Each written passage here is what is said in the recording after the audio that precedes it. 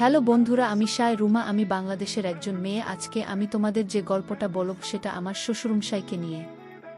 আমার স্বামীর নাম জাকিরুল। আমরা ৫ বছর প্রেম করার পর বিয়ে করি। বিয়ের পর থেকেই আমাদের সংসারটা ছিল স্বপ্নের মতো। সে আমাকে খুব ভালোবাসে। আমার ছোট বড় সব আবদারি মেনে নেয়। আমি নিজেও তার প্রতি সম্পূর্ণ বিশ্বস্ত আর ভালোবাসায় পূর্ণ ছিলাম। বিয়ের পর প্রথম কয়েকটা মাস কেটে যায় যেন চোখের পলকে। শ্বশুরবাড়ির মানুষগুলো প্রথম দিকে খুব আন্তরিক এবং ভালো ব্যবহার করতেন। আমার শ্বশুর ইয়াসিরুল সাহেব একজন অবসরপ্রাপ্ত সরকারি কর্মকর্তা। বয়সের ভার থাকলেও তিনি বেশ সচল এবং ব্যক্তিত্ব সম্পন্ন একজন মানুষ। আমার শাশুড়ি অনেক আগেই মারা গেছেন, তাই শ্বশুরমশাই একা থাকেন। সংসারের বড় সদস্য হিসেবে তিনি পরিবারের প্রতি খুব যত্নবান। প্রথম দিকে তার আচরণ ছিল ঠিক এক বাবার মতো। আমি তাকে সম্মান করতাম এবং যতদূর পারতাম তাকে সাহায্য করতাম। তবে বিয়ের কিছুদিন পর থেকেই আমি কিছু অস্বাভাবিকতা লক্ষ্য করতে শুরু করি। আমার স্বামীর অফিসের কাজের কারণে সে প্রায় বাইরে থাকত। আর সেই সময় শ্বশুরমশাই প্রায়শই নানা অজুহাতে আমার আশেপাশে থাকতেন। প্রথমে ভেবেছিলাম হয়তো দিনেই নিঃসঙ্গতা থেকে মুক্তি পেতে আমার সঙ্গে কথা বলতে চান, কিন্তু ধীরে ধীরে তার দৃষ্টিভঙ্গিতে কিছু অস্বস্তিকর বার্তা অনুভব করতে থাকি। একদিন দুপুরবেলা রান্নাঘরে রান্না করছিলাম। হঠাৎ পেছনে তাকিয়ে দেখি শ্বশুরমশাই চুপচাপ দাঁড়িয়ে আছেন। তার চোখে একরকম গভীর দৃষ্টি, যেটা সাধারণ বাবার চোখে হয় না। আমি কিছুটা বিচলিত হয়ে পড়ি, কিন্তু কিছু বলি না। তিনি হাসি মুখে বললেন, শায় রুমা, তোমার হাতের রান্না বেশ ভালো হয়। তুমি যেন আমার ছেলের চেয়েও বেশি যত্নশীলা। কথাটা হয়তো সাধারণ, কিন্তু তার বলার ভঙ্গি যেন ভিন্ন এক ইঙ্গিত দিচ্ছিল। এরপর এমন অনেকবার হয়েছে যখন তিনি অসুস্থতার অজুহাতে আমাকে পাশে বসিয়ে হাত বা পা মালিশ করে দেওয়ার কথা বলেন। আমি একজন বউ হিসেবে তাকে অসম্মান করতে চাইনি, কিন্তু তার এই অনুরোধগুলো ক্রমশ আমাকে দ্বিধার মধ্যে ফেলে দিচ্ছিল। আমি বুঝতে পারছিলাম না এটি নিছকি একজন বয়স্ক মানুষের শারীরিক আরাম চাওয়া, নাকি এর পেছনে আছে অন্য কোনো উদ্দেশ্য। এই পরিস্থিতি আমাকে মানসিকভাবে অস্বস্তিতে ফেলে দেয়া। আমি আমার স্বামীর কাছে সরাসরি কিছু বলতে পারছিলাম না, কারণ কোনো প্রমাণ ছাড়াই এসব বলা দাম্পত্য সম্পর্কে ভাঙন ধরাতে পারে।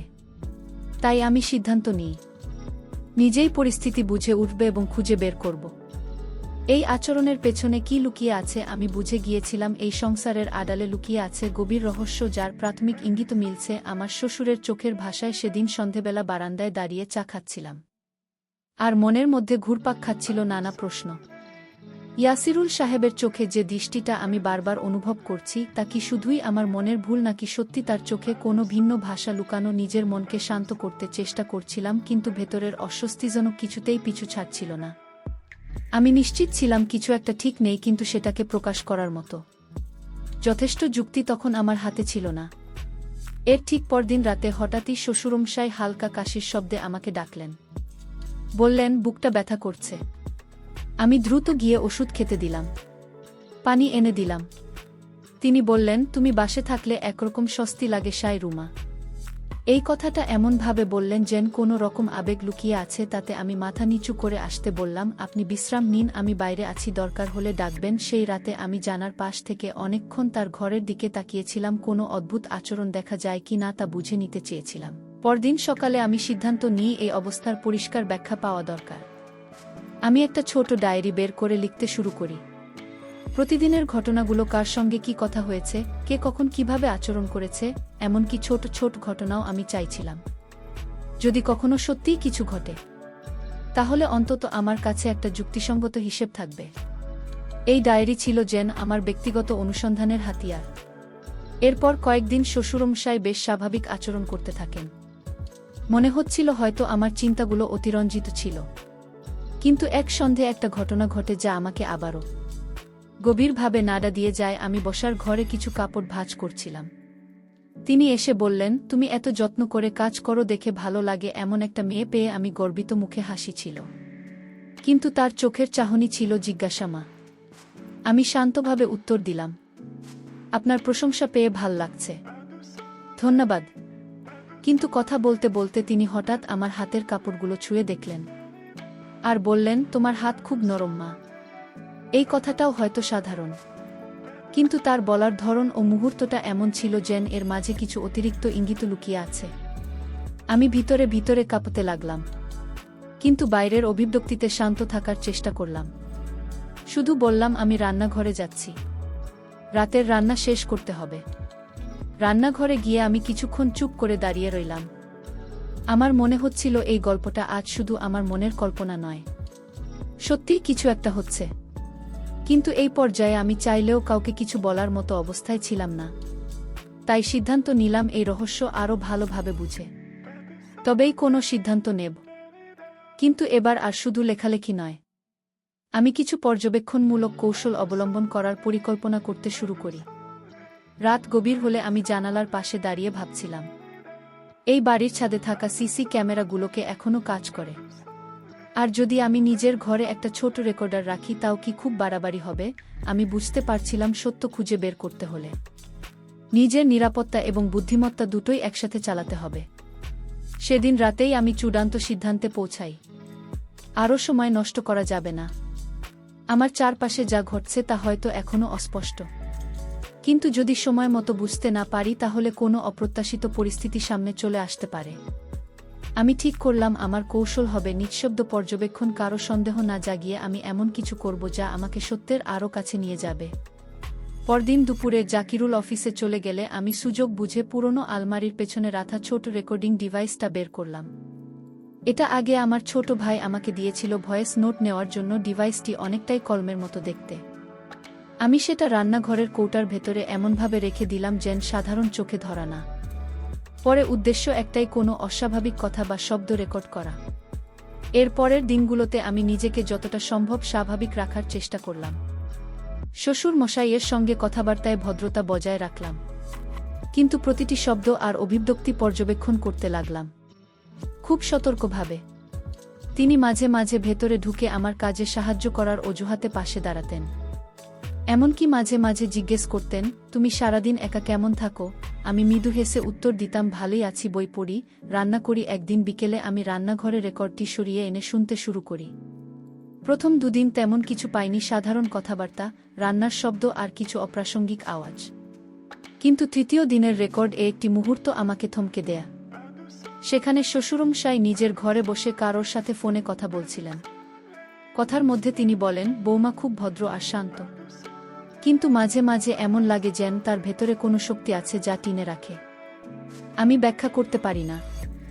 এই কথা শোনার পর আমার শরীর শীতল হয়ে যায়।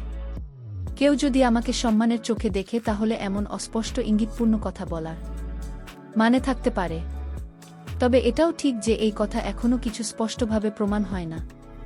আমি বুঝলাম এটি কেবল শুরু। আসল সত্য জানতে হলে আমাকে আরও গভীরে যেতে হবে। পরবর্তী ধাপে আমি ভেবেছিলাম বাড়ির পুরনো ফাইলগুলো দেখব। আমার শাশুড়ির মৃত্যুর পর শ্বশুর মশাইয়ের আচরণ কেমন ছিল, বা পরিবারের অন্য সদস্যরা তাকে নিয়ে কী ভাবত, তা জানতে পারলে হয়তো অনেক প্রশ্নের জবাব পাওয়া যাবে। এজন্য আমি দেবর ফাহিমের সাহায্য নেওয়ার সিদ্ধান্ত নিই। ফাহিম খুব সোজাসাপটা ছেলে, আমার উপর তার আস্থা আছে। আমি ভাবলাম, যদি একটু ঘুরিয়ে তাকে কিছু প্রশ্ন করা যায়, তবে সে কিছু না কিছু বলতেই পারে। সেদিন রাতের খাবারের পর ফাহিম যখন বারান্দায় বসেছিল, আমি কাছে গিয়ে বসি। হালকা কথার ফাঁকে জিজ্ঞেস করি, তোমার মা কি খুব ধর্মভক্ত ছিলেন? ফাহিম কিছুক্ষণ চুপ করে থেকে বলে, হ্যাঁ ভাবি, কিন্তু তার মৃত্যুর পর আব্বুর ব্যবহার অনেক বদলে গেছে। কিছুদিন একা একা অনেক কথা বলতেন, আর কারো সঙ্গে তেমন মিশতেন না। আমি আর কিছু জিজ্ঞেস করলাম না, কিন্তু বুঝতে পারলাম আমার শ্বশুরের ভেতরেই হয়তো লুকিয়ে আছে অতীতের এমন কিছু গল্প যা বর্তমানকে অস্থির করে তুলেছে। সেদিন রাতে আমি নিজের ডায়েরিতে লিখে রাখলাম, সত্যকে খুঁজে পাওয়ার জন্য শুধু চোখ আর কান খোলা রাখলেই চলবে না, দরকার ধৈর্য আর প্রমাণ। আমি অপেক্ষা করব, কারণ আমি এখন শুধু একজন বউ নই, আমি একজন অনুসন্ধানকারীও বটে। রাত গভীর হতেই আমি আমার ছোট টেবিলের ড্রয়ারে রাখা ডায়েরিটা খুলে বসি। আজকের কথাগুলো লিখে রাখতে হবে, প্রতিটা দিন যেন এক একটা ধাঁধার মতো হয়ে দাঁড়াচ্ছে, আর আমি তার প্রতিটি টুকরো জোড়া দিয়ে একটা পূর্ণ চিত্র তৈরির চেষ্টা করছি। শ্বশুরমশাইয়ের ফোনালাপ, ফাহিমের ইঙ্গিতপূর্ণ কথাগুলো, আর তার নিজের ব্যবহার, সবকিছু মিলিয়ে আমি বুঝতে পারছিলাম এই মানুষটির ভেতর কিছু একটা চেপে বসে আছে, কিছু এমন যা তাকে শান্ত থাকতে দিচ্ছে না। পরদিন সকালে আমি বারান্দায় দাঁড়িয়ে আকাশ দেখছিলাম। এমন সময় শ্বশুরমশাই পাশে এসে দাঁড়ালেন। বললেন, আজকাল তো তোমাকে অনেক চিন্তিত মনে হয়। আমি হেসে বললাম, না এমন কিছু না, শুধু একটু ঘুম ঠিকমতো হচ্ছে না। তিনি মৃদু হেসে বললেন, তোমার চোখ বলে ভিন্ন কথা। কথাটার মধ্যে ছিল এক ধরনের দার্শনিকতা, যেন তিনি কিছু জানেন যা আমি জানি না। আমি কিছু বলিনি, শুধু মাথা নাড়লাম। সেদিন দুপুরে বাড়ির পুরনো স্টোর রুমে কিছু প্রয়োজনীয় জিনিস খুঁজতে গিয়েছিলাম। হঠাৎ একটা পুরনো কাঠের বাক্সের দিকে চোখ পড়ে যায়। খুলতেই দেখি সেখানে অনেক পুরনো চিঠি, ছবি আর নোটবুক রাখা। বেশিরভাগই আমার শাশুড়ির হাতে লেখা, তার ব্যক্তিগত জার্নাল। আমি খুব সাবধানে একটি খাতা তুলে নিলাম এবং পাশের ঘরে গিয়ে পড়তে শুরু করলাম। সেই ডায়েরির পাতাগুলোতে লেখা ছিল একজন স্ত্রীর একাকিত্ব, স্বামীর প্রতি দূরত্ব এবং ভালোবাসার অভাব নিয়ে লেখা কিছু সংবেদনশীল অনুভূতি। সবচেয়ে বেশি চোখে পড়ল একটি জায়গা যেখানে তিনি লিখেছেন, ইয়াসির দিনকে দিন বদলে যাচ্ছে। রাতে অস্থির হয়ে ওঠে, কিছু বলে না, কিন্তু তার চোখে আমি বুঝি তার ভেতরে কেউ আরেকজন হয়ে উঠছে।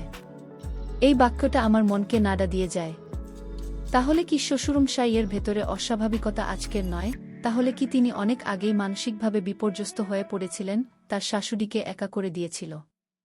আমি দ্রুত আরও কিছু পৃষ্ঠা উল্টাই এবং দেখি কিছু চিকিৎসকের রিপোর্টের ফটোকপি একটাতে লেখা রয়েছে সাময়িক আচরণগত পরিবর্তন ও হতাশা, আর একটাতে একাকিত্ব থেকে সৃষ্ট মানসিক চাপ। তখন আমি বুঝে যাই, শ্বশুরমশাই হয়তো আজ যা করছেন বা বলছেন তার পেছনে লুকিয়ে থাকতে পারে দীর্ঘদিনের দুঃখ, একাকিত্ব ও মানসিক অবসাদ। এর মানে এই নয় যে তার সব আচরণ গ্রহণযোগ্য, কিন্তু এটুকু অন্তত বোঝা যায় তার মনোজগতে এমন কিছু চলছিল যার প্রতিফলন আমি আজ দেখতে পাচ্ছি।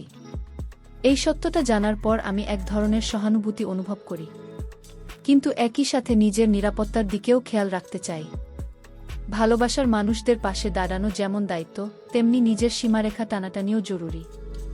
সেদিন রাতে আমি ডায়েরিতে লিখলাম, কিছু আচরণের পেছনে থাকে অজানা বেদনার গল্প, কিন্তু সেই গল্প জানলেও নিজের সুরক্ষা ভুলে যাওয়া যায় না। আমি এখন জানি সত্যটা শুধু আমার নয়, পুরো পরিবারের ভবিষ্যতের জন্য গুরুত্বপূর্ণ। রাত তা কেটে গেল এক অদ্ভুত চাপা অস্থিরতার মধ্যে। শাশুড়ির লেখা ডায়েরির পাতাগুলো শুধু অতীতের গল্পই নয়, যেন আমার বর্তমান জীবনের প্রতিধ্বনিও হয়ে উঠেছে। একজন মানুষের চোখের ভাষা, তার মনের অব্যক্ত যন্ত্রণাগুলো কতটা গভীর হতে পারে তা আমি এখন বুঝতে পারছি। কিন্তু একই সাথে মনে মনে প্রশ্ন করছিলাম, এই বোঝার পথ কি আমাকে নিরাপত্তা দেবে, নাকি আরও বিভ্রান্তির দিকে নিয়ে যাবে? পরদিন সকালে নাশতা করতে করতে আমি হঠাৎ এক সিদ্ধান্ত নিই। এই ভুল বোঝাবুঝি অথবা চাপা সংকেতের খেলায় আমি আর নিঃশব্দ দর্শক থাকব না। আমার শ্বশুর যদি সত্যি কোনো আবেগ বা মানসিক সংকটে থাকেন, তাহলে সেটা জানার অধিকার আমার আছে। আমি শান্তভাবে এই বিষয়ে মুখোমুখি হতে চাই। সোজাসাপটা না হলেও ঘুরিয়ে পেঁচিয়ে হলেও তাকে জানাতে হবে। আমি পরিবর্তন লক্ষ্য করেছি। সন্ধ্যায় আমি রান্নাঘরে বসে শ্বশুরমশাইয়ের জন্য এক কাপ চা তৈরি করছিলাম। চা দিয়ে তার ঘরে ঢুকতেই তিনি বললেন, আজ তুমি চুপচাপ দেখছি। আমি একটু হাসলাম। তারপর বললাম, মানুষ যখন অনেক কিছু বুঝতে শিখে তখন তার ভেতরের শব্দগুলো নীরব হয়ে যায়। তিনি খানিকক্ষণ চুপ করে থাকলেন। তারপর বললেন, তুমি খুব সংবেদনশীল মেয়ে সায়রুমা। আমি একটু থেমে বললাম, আপনি কি কখনো কাউকে এমন কিছু বলতে চান যা বলা যায় না, কিংবা এমন কিছু অনুভব করেন যা কাউকে বোঝানো যায় না? এই প্রশ্নটা ছুড়ে দেওয়ার পেছনে ছিল আমার ভিতরের কৌতূহল, কিন্তু প্রশ্নের ভঙ্গিতে আমি কোনো অভিযোগ রাখিনি। তিনি গভীরভাবে আমার দিকে তাকিয়ে থেকে চোখ নামিয়ে ফেললেন। তারপর খুব ধীরে বললেন, মানুষ যখন অনেক হারায় তখন সে ভেতরে ভেঙে পড়ে, কিন্তু বাইরে সে ঠিকঠাক থাকার অভিনয় করে। আমি এই বয়সে এসেও একা, ভীষণ একা। কথাগুলো বলার সময় তার কণ্ঠে ছিল চাপা দুঃখ, কিন্তু কোনো অস্বাভাবিক আকাঙ্ক্ষা বা ইঙ্গিত ছিল না। তখনই বুঝতে পারি তার চোখে মাঝে মাঝে যে দৃষ্টিটা আমাকে অস্বস্তি দিত তা হয়তো নিছক নিঃসঙ্গতা আর নিজের দুর্বলতা ঢাকার ব্যর্থ চেষ্টা। আমি আস্তে করে বললাম, আপনার পাশে সবাই আছে। আপনি যদি মন খুলে কারো সঙ্গে কথা বলেন তাহলে হয়তো কিছুটা হালকা লাগবে। কখনো কখনো একা থাকার চেয়ে কারো সঙ্গে ভাগ করে নেওয়া ভালো। তিনি কিছুক্ষণ চুপ করে থেকে মাথা নাড়লেন। বুঝলাম কথা তার মনে গেঁথেছে। সেদিন রাতে আমি নিজের ঘরে এসে দীর্ঘদিন পর একটুখানি স্বস্তি অনুভব করি।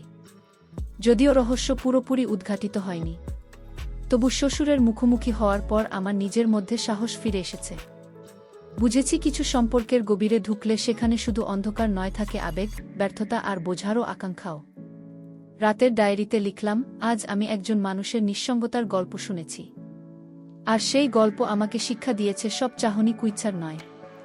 কিছু কিছু চাহনি সাহায্যর ভাষা হতে পারে, তবে সেই সাহায্য করার পথে নিজের সীমারেখা বজায় রাখা সবচেয়ে বড় দায়িত্ব। পরের দিন সকালে ঘুম থেকে উঠে আমি অনেকটা হালকা অনুভব করছিলাম। মনে হচ্ছিল গতকালের কথোপকথনের পর যেন আমার মনের মধ্যে জমে থাকা কুয়াশা একটু সরে গেছে।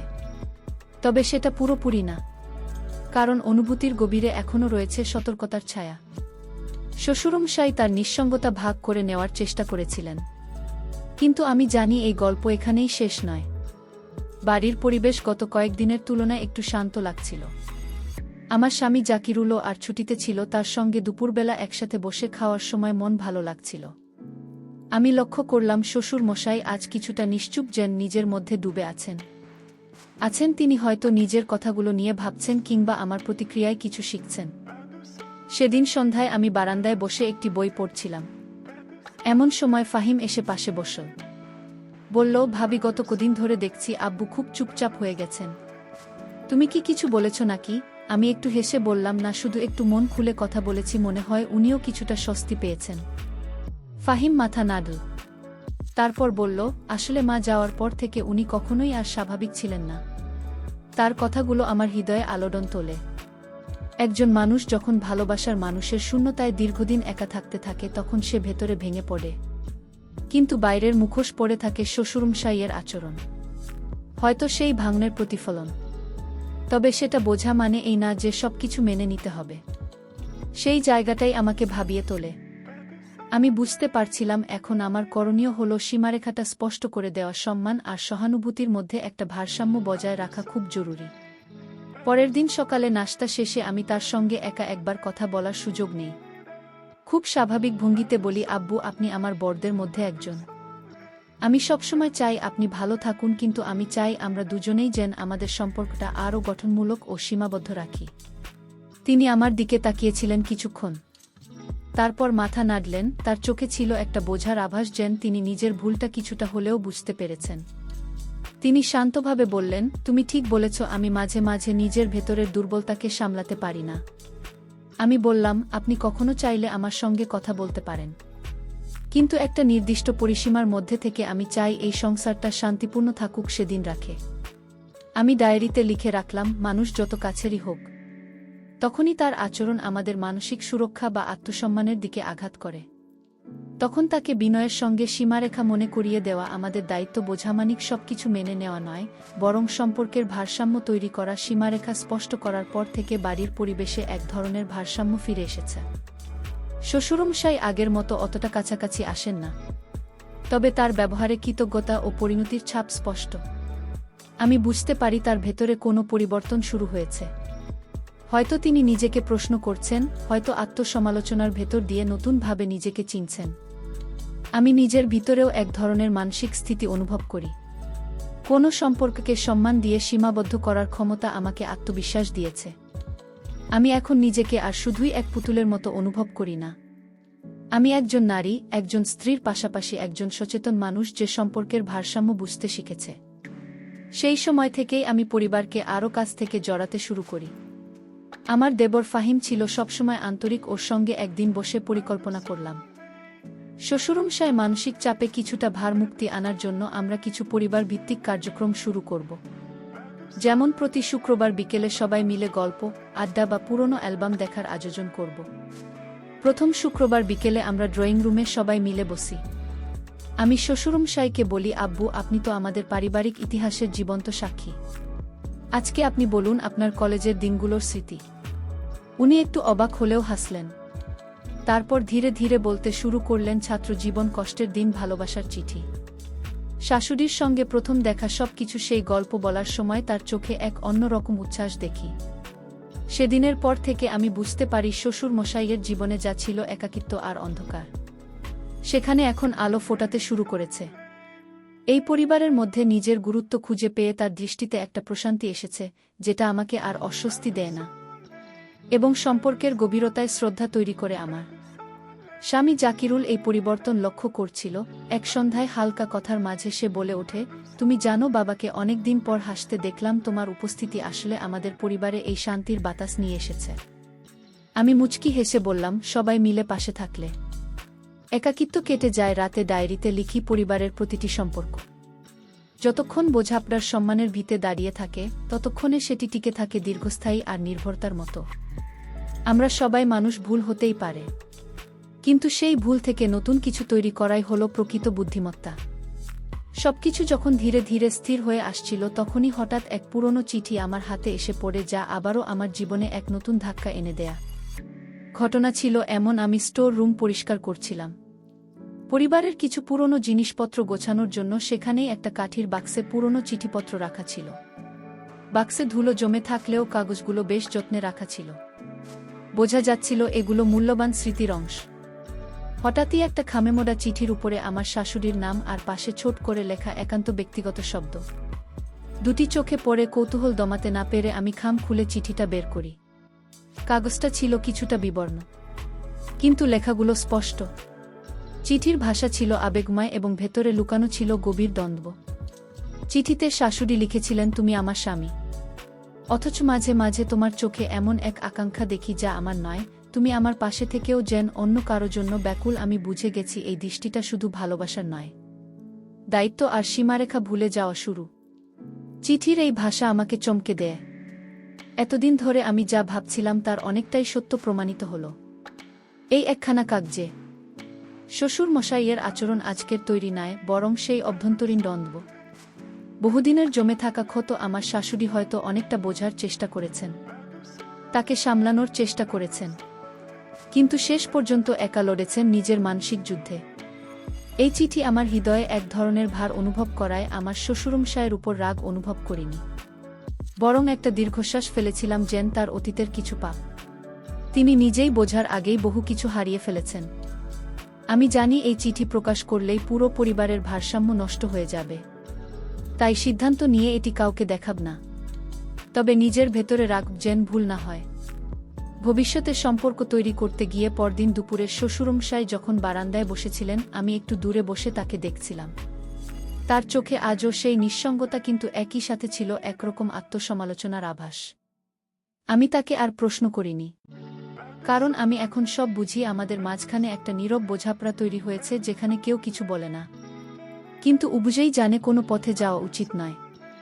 সেদিন রাতে ডায়েরিতে লিখলাম, কখনো কখনো কিছু সত্য আমাদের ব্যথিত করে, কিন্তু সেই সত্যই আমাদের ভেতরের চোখ খুলে দেয়া।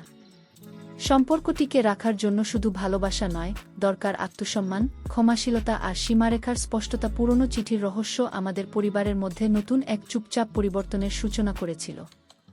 শায়রুমা হিসেবে আমি বুঝতে পারছিলাম অতীতের ব্যথা আর ভুল বোঝাবুঝি ছায়া এখনও পুরোপুরি মুছে যায়নি।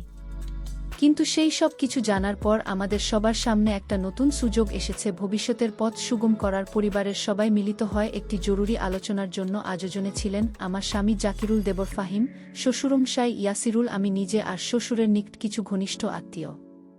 আলোচনার শুরুতে আমি সবার প্রতি কৃতজ্ঞতা জানাই, কারণ তারা সবাই এক বিষয়গুলো নিয়ে খোলাখুলিভাবে কথা বলার জন্য প্রস্তুত। জাকিরুল বলেন, আমরা সবাই চাই এই সংসার সুখী হোক আর শ্বশুরমশাই যেন একাকিত্ব থেকে বেরিয়ে আসতে পারেন।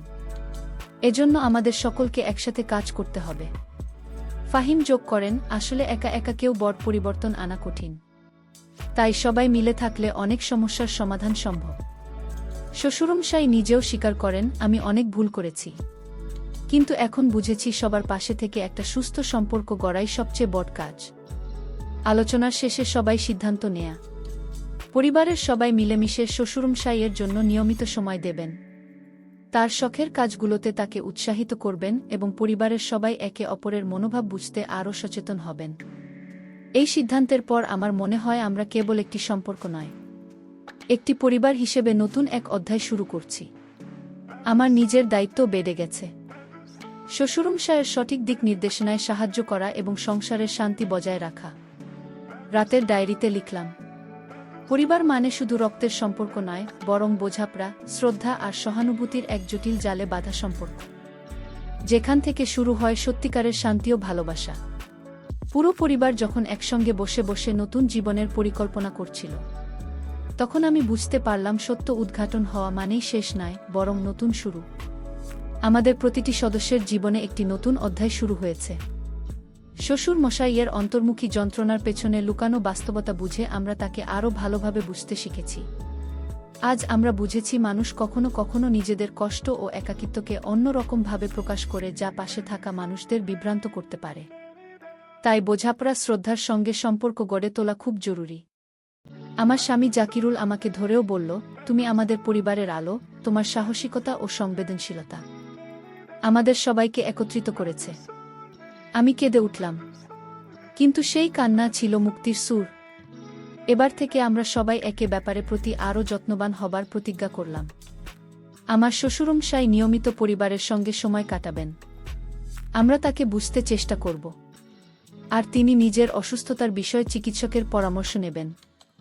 একে অপরের পাশে দাঁড়িয়ে আমরা শিখেছি যে কোনো সম্পর্কের মূলে থাকে সম্মান, ধৈর্য আর ভালোবাসা। শেষে আমি ডায়েরিতে লিখলাম, জীবনের সবচেয়ে বড় শিক্ষা হলো বোঝাপড়া ও সহানুভূতি।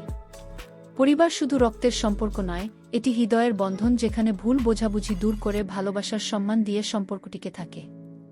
আজ আমি শিখেছি কোনো রহস্য বা অদ্ভুত আচরণ যদি ভালোবাসার নামে হয়, তবে তা গ্রহণ করার আগে বুঝতে হবে কোথায় রেখেছি আমাদের সীমা ও আত্মসম্মান। বন্ধুরা, গল্পের শেষ প্রান্তে আমি তোমাদেরকে বলতে চাই, আমাদের জীবনে প্রতিটি সম্পর্কের ভিত্তি হওয়া উচিত বিশ্বাস, সম্মান এবং সংবেদনশীলতা। কঠিন সময়েও যদি আমরা সাহসিকতার সঙ্গে মুখোমুখি হই, নিজেদের সীমা বজায় রাখে এবং পারস্পরিক বোঝাপড়া করেই, তাহলে যে কোনো সংকটই পেরিয়ে যাওয়া সম্ভব। ভালোবাসার সত্যি রূপ শুধু আবেগ নয়, বরং সেটি হলো একে অপরের অধিকার এবং সম্মান বজায় রাখা। বন্ধুরা, প্রতিদিন তোমরা এরকম নতুন গল্প পেতে তোমরা অবশ্যই আমার চ্যানেলটিকে সাবস্ক্রাইব করবা। সবাইকে অসংখ্য ধন্যবাদ।